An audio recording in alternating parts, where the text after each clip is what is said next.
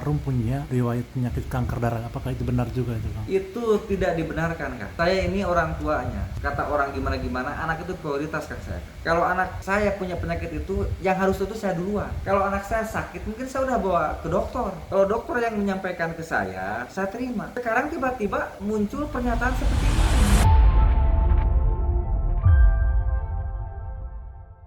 Penelantaran merespon itu, Kang, seperti apa, Kang, sebenarnya? Ya, kalau menurut saya ya, mantan istri saya ini sepertinya otaknya nggak sehat ya. Dalam duka seperti ini, kalau dia datang dengan pengacaranya untuk menguak ini semua untuk mencari keadilan, saya setuju. Kalau dia menuduh saya menelantarkan anak, nggak mungkin saya masukkan pondok, nggak mungkin saya sekolahkan. Jujur, anak tersebut dulu diantarkan sama dia, sama ibunya, sama kakaknya ke Solokan Pari. Karena saya di situ dulu jadi pengurus yayasan, terlibat jadi pengurus yayasan di situ di Solokan Pari. Saya tidak tahu. Jadi yang ngurus-ngurus masuk sekolahnya di Solokan Pari pun itu saudara saya Sujang Magung sama dia, sama keluarganya. Jadi saya nggak tahu. Intinya anak saya datangnya ke sini, saya tidak mengambilnya dari sana, tapi diantarkan sama dia ke Solokan Pari, ke Yayasan Tahfidz Quran Anur. Nah, terus sama adik saya diurus sampai masuk sekolah di Purwosedar. Nah, seiring berjalan waktu, saya kenal sama TR ini. Nah, yang membuat saya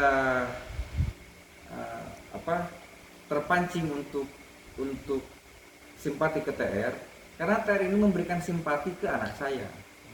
Jadi jauh-jauh dari sini, TR ini suka melihat anak saya ke sana. Jadi apapun kebutuhan anak saya pada saat itu, TR perhatikan. Gitu. Dan akhirnya singkat cerita saya nikah sama TR. Dan anak saya di Solokan Pari, sekolahnya itu dipindahkan sama TR ke sini, ke Cilubang.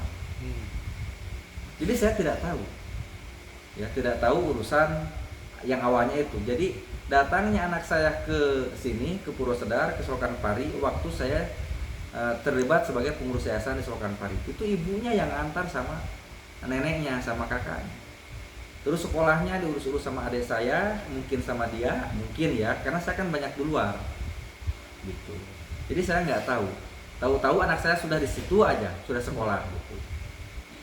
Nah, yang kedua itu saya pun tidak tahu. Tahu-tahu anak saya udah sekolah aja di sini, gitu. Udah sekolah di Cilubang. Itu yang memindahkan TR ke sini, yang memindahkan dari Purwosedar ke Cilubang ini TR, istri saya.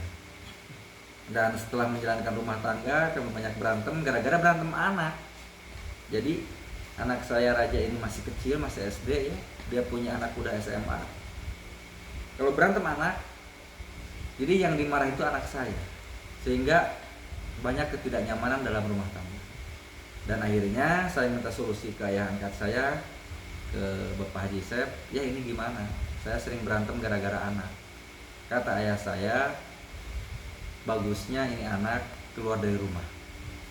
Kebetulan saya kan punya pondok pesantren, punya yayasan, dan saya juga pembina di situ. Saya sepakat dan akhirnya anak tersebut dua-duanya keluar setahun yang lalu. Jadi anak saya ini lepas dari saya, keluar dari saya udah setahun. Kemarin mau puasa kan munggah itu murid semua kan keluar pada pulang semuanya.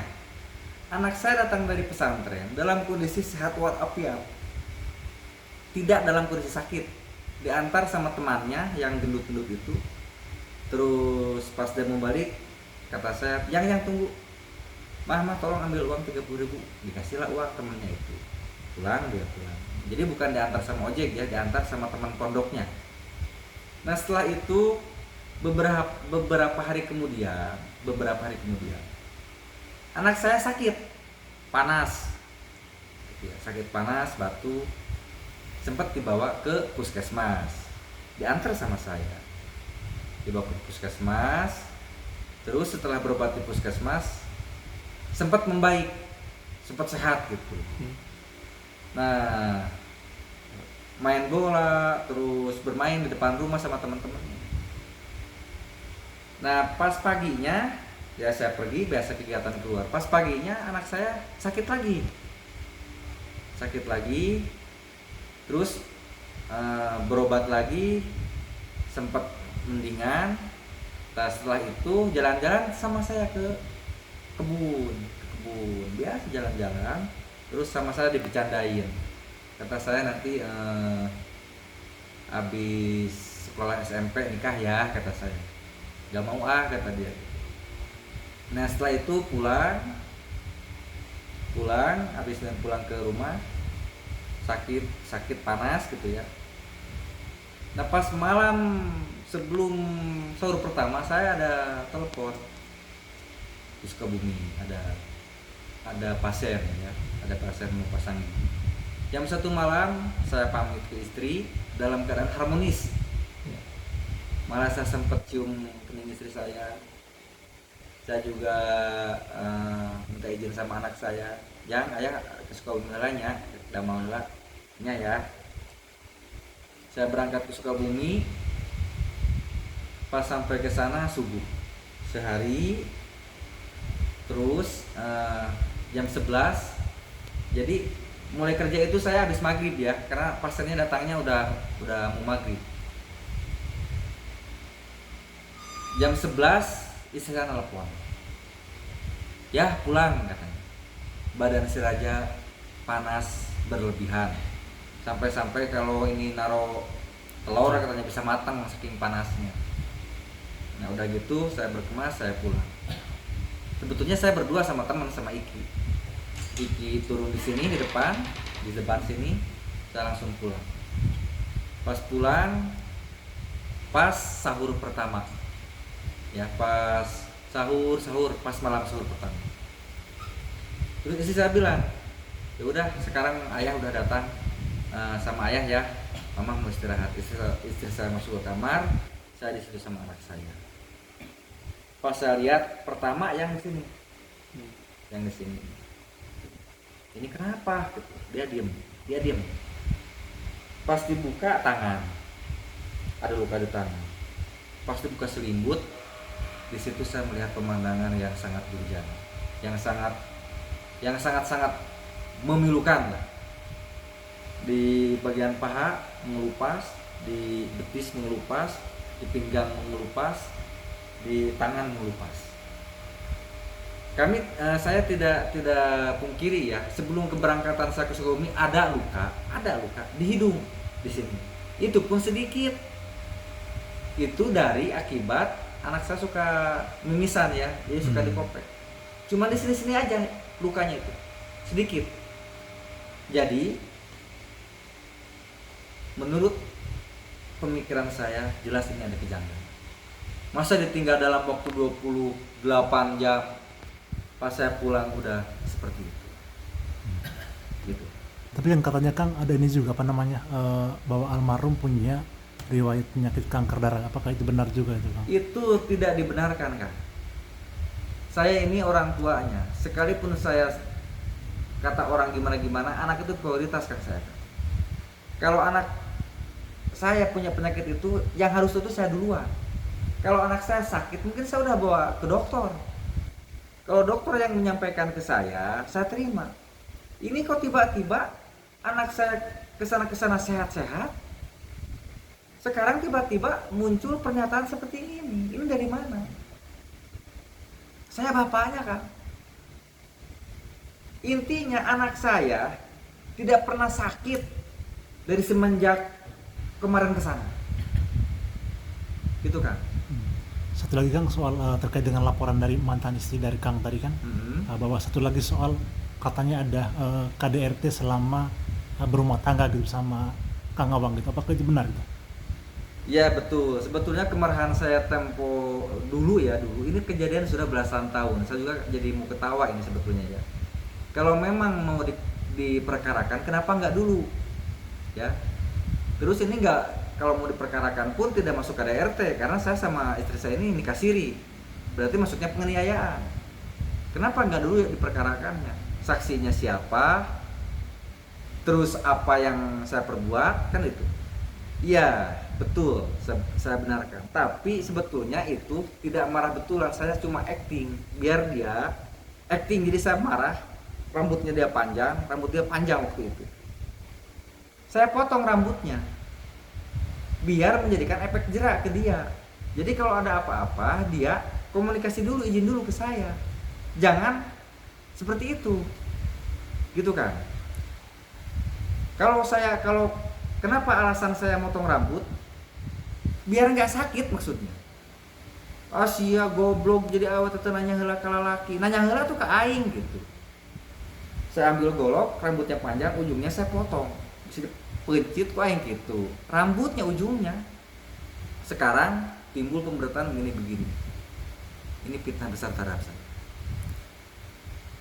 Saksinya siapa? Saya melakukan KDRT. Kenapa alasan saya motong rambut? Karena kalau rambut makan nggak sakit gitu. Ini saya nggak tahu siapa di belakang mantan istri saya yang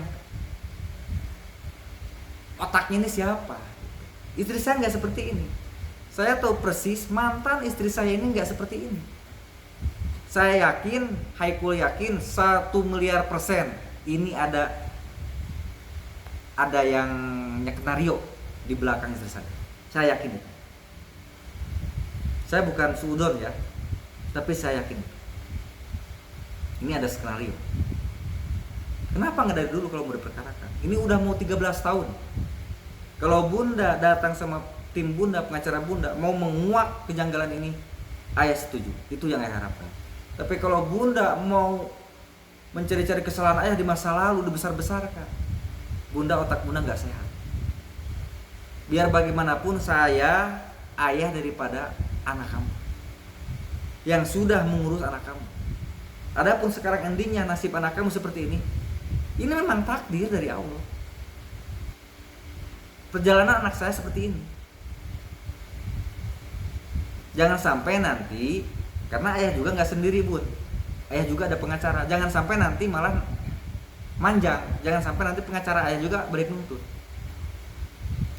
Harapan ayah, sekalipun anak saya sudah nggak ada, saya baik-baik aja dengan ibunya, dengan keluarga ibunya. Kalau seperti ini, nggak tahu cara berpikir Bunda tuh kemana, nggak tahu. Harapan ayah, ayo kita bareng-bareng menguak kejanggalan ini. Anak Bunda, anak saya meninggalnya tidak wajar. Ayo kita kuak. Ada apa ini? Kalau itu yang dilakukan, saya setuju Bun. Tapi kalau Bunda bikin statement seperti ini, ayah menyayangkan. Bunda tidak sayang sama anak. Ayah baru datang dari Polres. Dari asar sampai lewat isya ayah ini banyak ditanya. Jadi justru Bunda yang pansos. Mau terkenal tiba-tiba dengan momen seperti ini. Bukan saya. Kalau saya di-upload di Facebook itu ada alasan. Satu, saya keluarga besar. Nomor WA-nya sudah pada nggak ada. Keluarga saya yang dari mamah dari Garut, dari Bandung, di Tasik. Untuk menginformasikan ke keluarga saya, apa salahnya saya pakai Facebook? Tidak niat untuk pansos, tapi kalau kamu, ini memang pansos kamu. Memanfaatkan asas pemanfaatan. Dalam kondisi seperti ini, kamu malah seperti itu. Istighfar. Pakai akal sehat. Ya mungkin segitu aja penjelasan dari saya.